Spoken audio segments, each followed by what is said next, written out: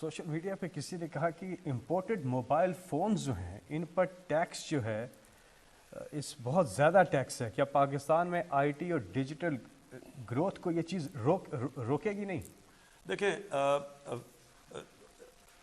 دو چیزیں میں آپ کو صرف کہوں. ایک سب سے پہلے کہ جب تک ہم اپنے ملک میں چیزیں نہیں بنائیں گے ہم امپورٹ کرتے رہیں گے, ہمیں مسئلہ آتا رہے گا کہ ڈالرز کی کمی ہوتی جائے گی, اس کے بعد روپے پہ پریشر پڑے گا, روپیہ گرے گا تو مہنگائی ہو جائے گی. اس لیے ہماری پوری کوشش ہے کہ میڈ ان پاکستان میں چیزیں بنیں. اب دیکھیں یہ جو میں نے کپڑے پہنے ہوئے یہ سارے میڈ ان پاکستان ہیں, میں کوئی باہر کے کپڑے نہیں پہنتا. اور میری کوشش یہ ہے کہ ہم ہر چیز اپنے ملک میں بنائیں. سب کچھ بن سکتا ہے پاکستان میں. ہمیں ایک ٹریڈنگ ملک بنا دیا گیا تھا, ساری چیزیں جو بھی ہو جی باہر سے امپورٹ کر لو, اپنی انڈسٹری کو ڈیولپ نہ ہونے دو. تو ہم چاہتے ہیں یہاں موبائل فون بنے.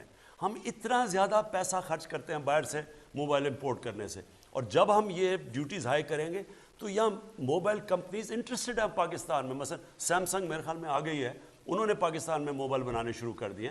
تو ایک تو ہمارا سب سے زیادہ زور ہونا چاہیے کہ پاکستان میں چیزیں بنیں. دوسری چیز میں ایک لوگ کہتے ہیں جی کہ یہ ابھی آئی ایم ایف کے پیکج میں انہوں نے کوئی ٹیکسز ایکسٹرا لگا دیے 300 ارب روپے کے کچھ. دیکھیں یہ بھی آپ کے لیے سمجھنے کی چیز ہے. ہماری پوری یہ آئی ایم ایف کا بجٹ نہیں ہے, اس میں ہماری کوشش کیا ہے. ہماری کوشش یہ ہے کہ اکانومی کو ڈاکیومنٹ کیا جائے.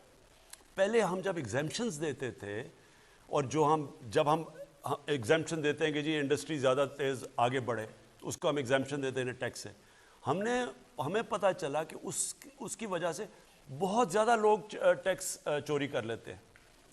اور میں اپنی قوم کو یہ دوسری چیز کہنا چاہتا ہوں. ایک تو میں نے قانون کی بالادستی کی بات کی. دیکھیں 22 کروڑ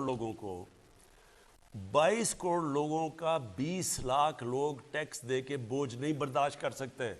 ہم دنیا میں تقریباً سب سے کم ٹیکس دیتے ہیں, اور اگر 20 لاکھ لوگ ہی صرف ٹیکس دیں گے 22 کروڑ لوگوں میں تو ملک کیسے آگے بڑھے گا؟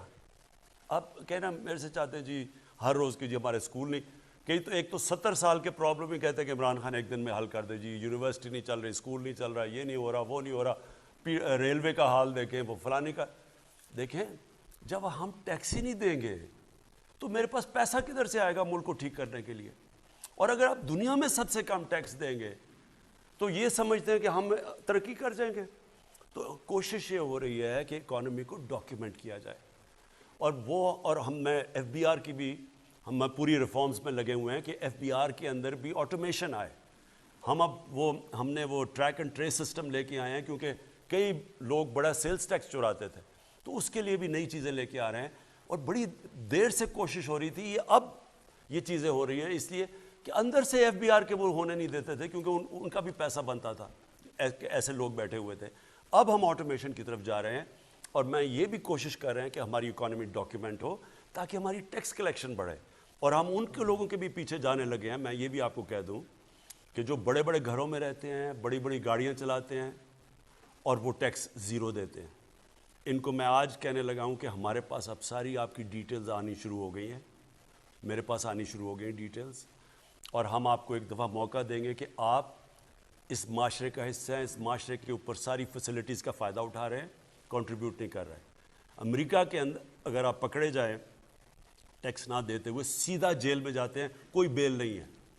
ہم نے ابھی تک کیوں بدقسمتی سے ہم نے ٹیکس کے اوپر اس طرح کی کارروائی نہیں کی, جس کی وجہ سے آج یہ حال ہے کہ ہندوستان تقریباً ہمارے سے دگنا ٹیکس اکٹھا کرتا ہے, یعنی ان کی tax G D P ratio ہمارے سے دگنی ہے.